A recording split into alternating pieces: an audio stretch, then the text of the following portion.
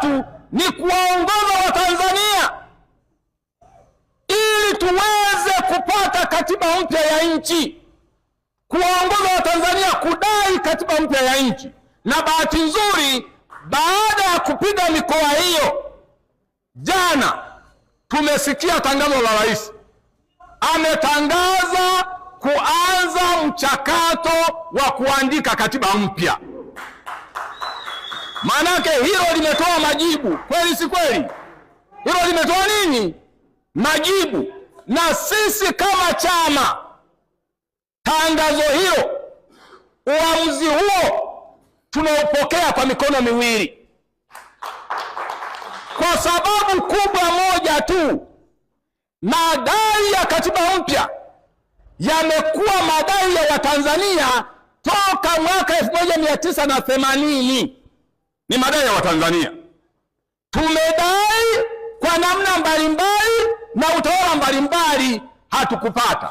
Kikwete alijaribu kidogo, ikakwama, ikaishia pale. Sasa wametangaza uamuzi huo. Chauma tunaukaribisha kwa mikono miwili, tunaopokea kwa mikono miwili. Na sisi Chauma sio tutashiriki tu, tutashiriki katika mchakato huo tukiwa kiti cha mbele. Tukiwa kiti cha wapi? Kiti cha mbele. Na kwa sababu sisi tulishatangulia, sisi tulishaanza, tulikwisha chukua katiba iliyopo ya mwaka 77, tukabainisha maeneo ambayo yana shida, maeneo yenye shida ya kidemokrasia. Tumebainisha maeneo yanayoleta shida kwenye uchumi wetu. Tumebainisha maeneo ambayo yanaleta shida kwenye shida za kijamii. Tulishabainisha. Kwa tunapoanza mchakato sasa, badala ya kuwaongoza kudai, tutawaongoza namna ya kuweza kupata katiba bora. Sababu kupata katiba ni swala lingine. Kupata katiba ni swala lingine, kupata katiba bora ni swala lingine. Mnaweza kupata katiba mpya ya jarada, lakini kilichoko ndani kikawa ni cha ovyo, sio?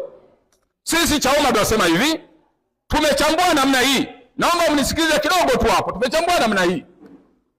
Tunajua kuna ibara za katiba zinazoleta shida kwenye demokrasia yetu. Tumezibainisha. Tutakuja kwenu tuzibainishe ili tupendekeze kwenu kwamba ziondolewe. Tunataka ibara ambazo zitajenga demokrasia ya kweli kwa kujenga taasisi imara za kidemokrasia, kwa maana ya kupata tume huru ya uchaguzi na iwe huru kweli kweli, sio kwa jina.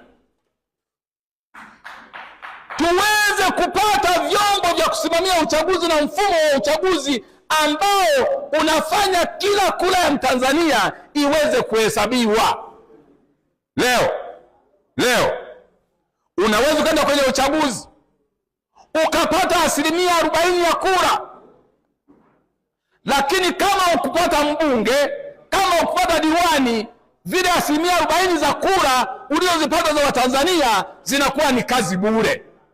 Tunataka katiba ambayo itajenga demokrasia ya kweli, lakini itatoa thamani kwa kila kura moja moja inayopigwa na Mtanzania.